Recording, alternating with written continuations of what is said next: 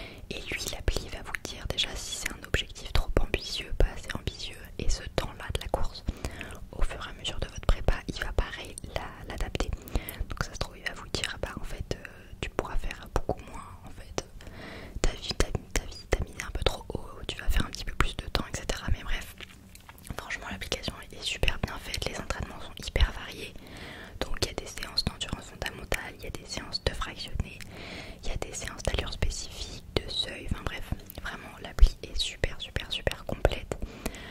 Je vous invite vraiment à télécharger cette application si vous aimez la course, elle est incroyable. Donc je suis partie moi sur une prépa de 16 semaines et franchement la prépa est passée très vite. J'ai adoré cette prépa de semi-marathon, c'est une prépa complètement différente forcément des 10 km. J'ai augmenté du coup mon nombre de kilomètres par semaine, vous voyez pour la prépa 10K j'étais aux alentours des 25-30 et là pour la prépa semi-marathon je suis passée plutôt à 30-40 km par semaine, donc déjà ça fait vraiment la différence.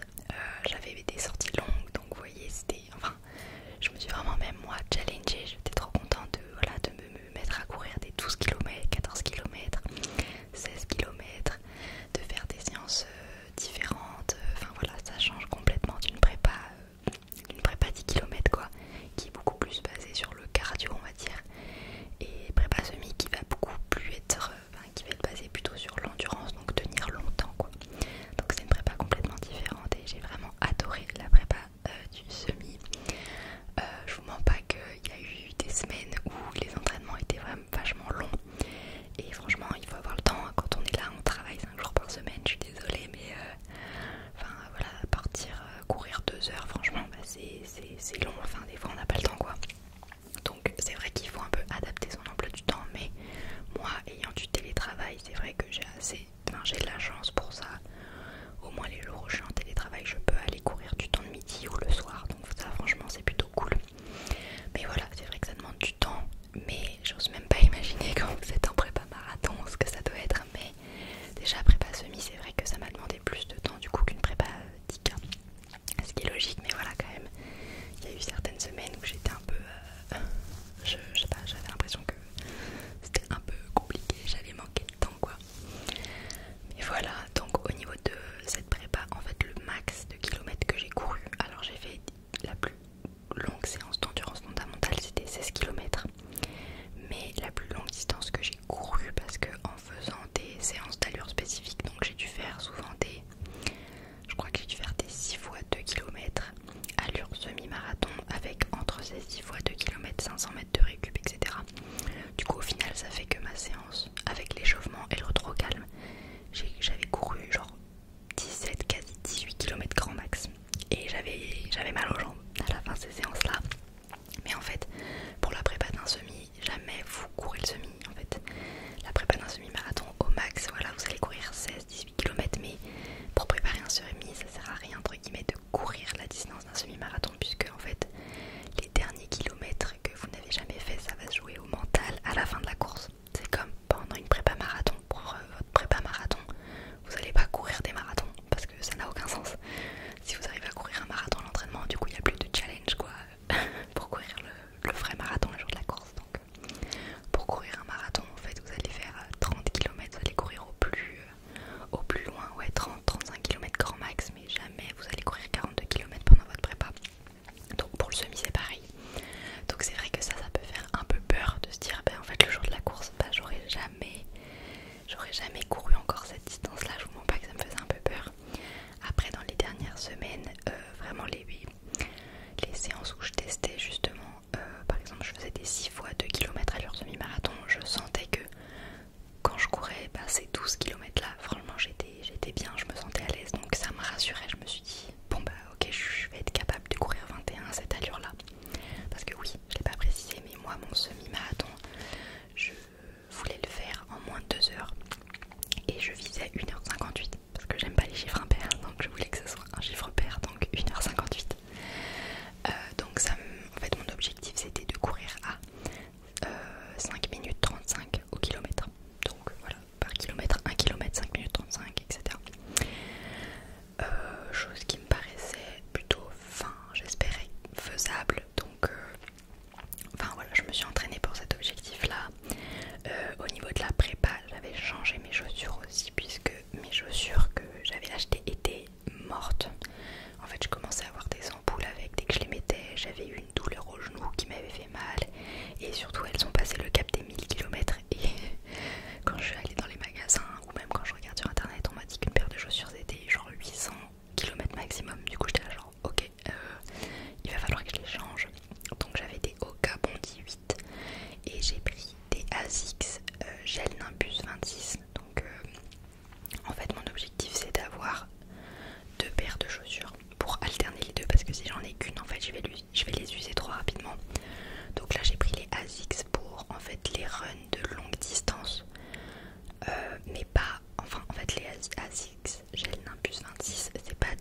chaussures vraiment faites pour la course. Mais comme là le semi-marathon c'était mon premier, j'y allais pas en mode je vais courir vite, j'y allais vraiment en mode là mon objectif c'était de terminer le semi-marathon, de voir ce que ça allait me faire de courir un semi-marathon au niveau de mon corps, de mes jambes, de mon mental. J'avais un objectif de 2 heures mais qui me paraissait vraiment réalisable facilement entre guillemets. Mais du coup voilà les ASICS que j'ai acheté, je me suis dit au moins pour après, pour des prochaines prépas ou quoi, ce sera des chaussures qui me serviront pour des runs un petit peu plus tranquilles, mes sorties longues, enfin vous voyez les footings en fait un peu faciles. Et là dans les prochaines semaines il faudra que je m'achète des chaussures un peu plus type course, du coup beaucoup plus dynamique en fait, avec beaucoup plus de rebondis etc, qui me servira du coup pour tout ce qui est entraînement de fractionner et le jour des courses. Donc à mon avis je vais me baser sur des clouds. J'hésite entre deux modèles, entre les Cloud Monster 2 ou les Cloud Monster Hyper. J'hésite encore entre les deux. Il va falloir que je allée les essayer en magasin, mais je sais qu'ils ont des running clubs où on peut essayer les chaussures pendant un run, donc je pense que je vais faire ça avant de les acheter. Comme ça au moins je verrai, parce que je pense que les Cloud Surfer 2, Cloud Monster, je m'embrouille, les Cloud Monster 2 suffisent pour moi mon niveau, mais après c'est vrai que c'est un peu l'addiction de la course. Si je peux avoir une encore meilleure paire de chaussures, pourquoi pas quoi. Mais bon voilà, on verra ça dans les prochaines semaines. Donc du coup j'ai changé ma paire de chaussures donc 2 mois à peu près avant le semi, histoire de faire tous mes derniers entraînements en gros avec les chaussures pour bien m'adapter etc. Je vous mens pas que les 2 semaines avant le semi, alors je pense que c'est un peu mental aussi, mais j'ai commencé à avoir des douleurs aux pieds, enfin à la cheville. En fait je sais pas ce que j'ai trafiqué avec mes semelles etc. Et bref, quand je suis revenue d'une séance où j'avais fait une modification par rapport à mes semelles, j'ai eu super mal à la cheville. Donc je m'en suis voulu, je me suis dit mais pourquoi j'ai changé etc. Enfin bref, j'ai fait un peu une bêtise quoi, de modifier mes semelles etc. Enfin bref. Et du coup j'ai eu très peur d'avoir un mal à la cheville. Je vous mens pas que les 2 dernières semaines j'ai un peu flippé, mais bon avec une bonne crème, nickel, je me sentais bien. La veille de la course avec mon copain on est allé récupérer nos dossards, du coup on a fait un petit footing, je me sentais super bien. On a mangé des pâtes la veille etc. Même en fait tout le mois avant le semi, un mois avant le semi, j'ai arrêté l'alcool. Et j'ai essayé d'arrêter la malbouffe. Alors je vous mens pas qu'il y a eu quand même quelques petits écarts parce que j'aime trop manger, donc j'avoue que la bouffe c'est super compliqué d'arrêter, enfin d'avoir une alimentation vraiment ric-rac. J'ai pas mangé gras par contre, voilà, j'ai pas mangé de McDo, je mangeais par contre vraiment pas du tout gras. Juste moi c'est le sucre, et j'avoue j'ai mangé voilà, des petits gâteaux, des trucs comme ça, des pâtisseries, enfin. Mais bon voilà, voilà. Sinon le reste de la semaine j'ai quand même mangé bien, enfin, j'ai pas fait non plus n'importe quoi. Et surtout voilà, j'ai pas bu d'alcool, donc je pense que ça fait quand même aussi la différence. Pour vous donner un ordre d'idée aussi, j'ai augmenté quand même les quantités. J'ai pris à peu près 2 kilos avant le semi-marathon là, parce que bah faut faire le plan glucides etc. Et j'avais lu qu'il fallait mieux arriver sur un semi avec 2 kilos en plus que 2 kilos en moins. Donc écoutez, j'ai bien mangé, ça m'a fait du bien. Donc voilà, je suis arrivée le jour du semi bien remplie on va dire, mais en forme, vous voyez vraiment. C'est pas j'ai mangé de la merde quoi, vraiment j'ai mangé bien, mais j'ai mangé plus que d'habitude pour forcément prendre des forces quoi, parce que voilà quoi, un semi-marathon c'est quand même dur. Et c'est vrai que je sais pas si vous vous mettez à la course etc, vous allez voir, mais moi j'ai énormément de TikTok de gens du coup qui courent des semis, des marathons etc. Et en fait plus on voit ce genre de vidéos, plus on se dit ah bah en fait c'est facile machin, faire des 10K c'est easy, alors que vraiment quand je me rappelle il y a un an on m'aurait dit tu vas faire des 10K, j'aurais été choquée, genre 10 km ça me paraissait mais irréalisable. Un semi-marathon, mais jamais de ma vie, enfin, on m'aurait dit il y a un an tu vas courir un semi-marathon, mais j'aurais rigolé au nez de la personne, vraiment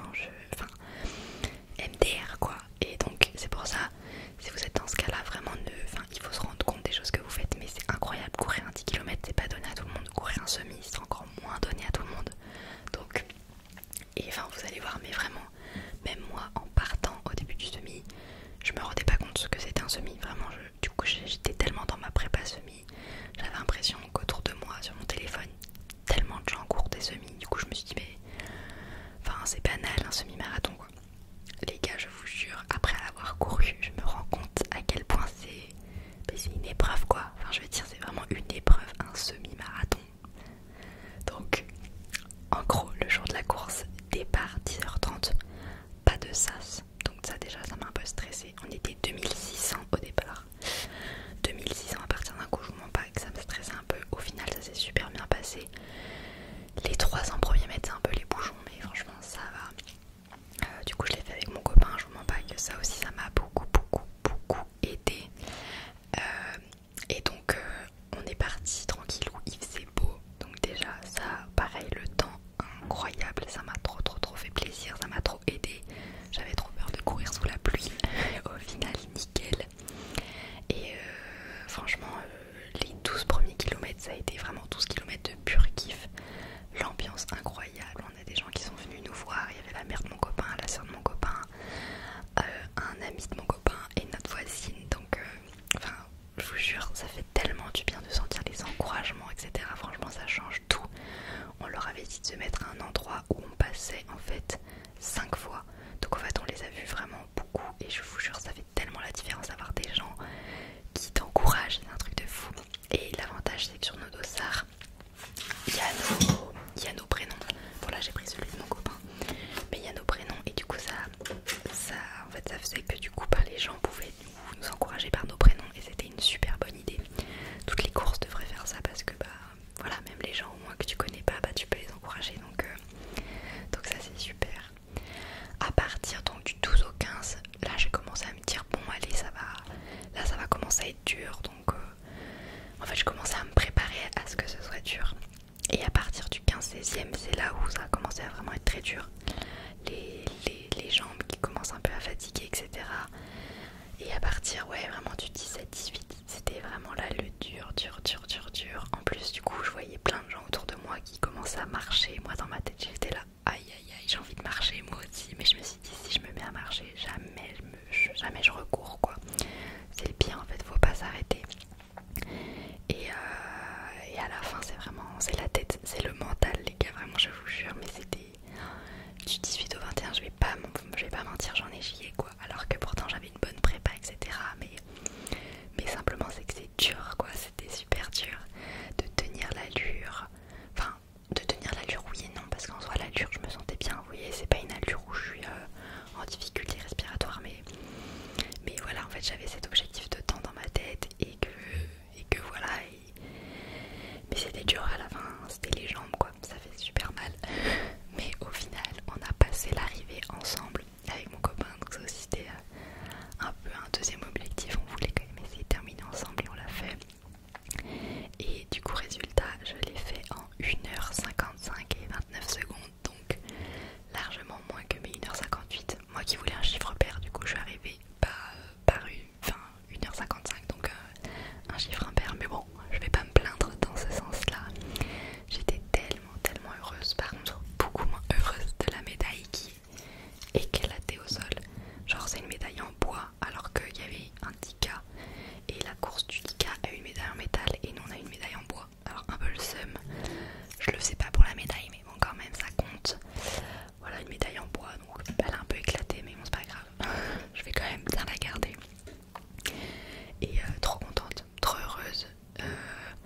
C'est vrai que je l'ai pas dit mais pendant la course on avait pris, moi j'ai pris un gel, j'avais pris le pack Andros semi-marathon pour ceux qui se demandent. Donc c'est un pack hyper complet. On avait partagé un peu avec mon mec parce que du coup il y avait trop de trucs. Moi j'ai pris du coup le gel, mon mec avait un gel de chez Decathlon.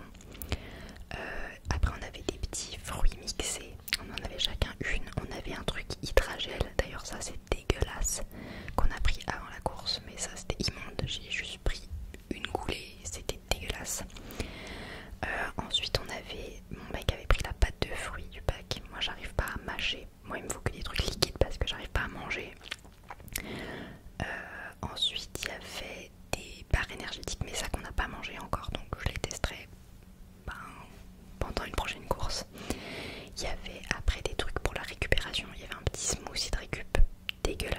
il y avait une barre de récup dégueulasse, donc vraiment ça on n'a pas mangé, c'était vraiment pas bon.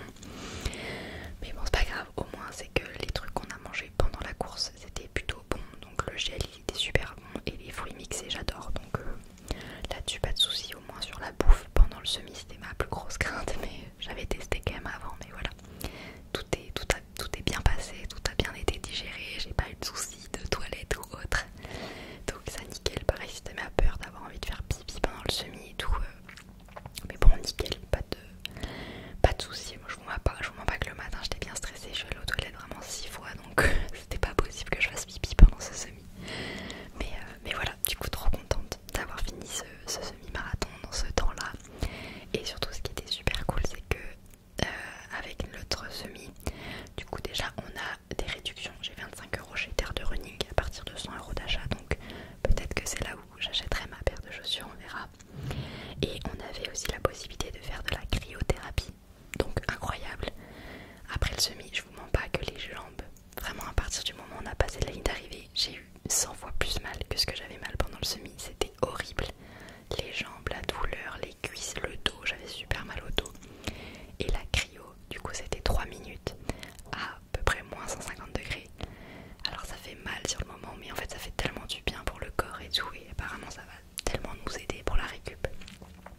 Donc trop contente d'avoir fait ça aussi. Je vous mens pas que après on s'est enfilé un gros McDo.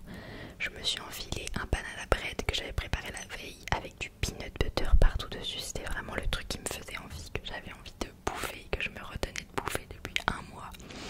Donc là je me suis vraiment fait plaisir toute la journée du dimanche. En fait c'est résumé à bouffer vraiment, et à récupérer, à avoir les jambes en l'air parce que la douleur des jambes, mais j'étais pas prête. J'ai eu tellement plus mal après le semi que pendant le semi, c'était un truc de dingue. J'ai eu vraiment super mal en bas du dos parce que je pense que je me tiens mal quand je cours, je me tiens pas assez droite. Et puis j'ai eu mal aux jambes quoi, tout simplement, vraiment le haut des cuisses, l'arrière des cuisses aussi c'était horrible, enfin, vraiment super mal. Je vous mens pas qu'aujourd'hui du coup pour aller travailler j'avais très peur d'avoir mal. Au final ça va, j'ai mal en haut des cuisses, je sens mon haut des cuisses, mais je m'attendais à vraiment pire. Je me suis dit que j'arriverais même pas à marcher. Au final ça va, je m'en sors bien, donc bon c'est plutôt cool. Mercredi je vais chez l'ostéo aussi, donc je pense que ça va me faire beaucoup de bien. Je vais prendre une petite semaine sans course, enfin j'espère tenir. Je vous mens pas que déjà aujourd'hui j'avais déjà envie d'aller courir. J'ai déjà repéré ma prochaine course qui sera un 10K. J'ai envie de me challenger du coup sur 10 km et d'aller chercher de faire un 10 km en moins de 50 minutes. Donc voilà, ce sera mon prochain objectif. Mais voilà, là je vais prendre une semaine vraiment de full repos, ostéo, etc. Vraiment pour bien récupérer. Et on attaquera du coup le lundi prochain la nouvelle prépa 10K. Donc voilà, ça va changer. Je sais pas si c'est bien de faire ça, genre d'alterner du coup de la longue distance avec du coup de la distance plus courte, enfin d'alterner du coup une prépa où c'est pas du cardio, c'est vraiment de la longue distance, et après de passer du coup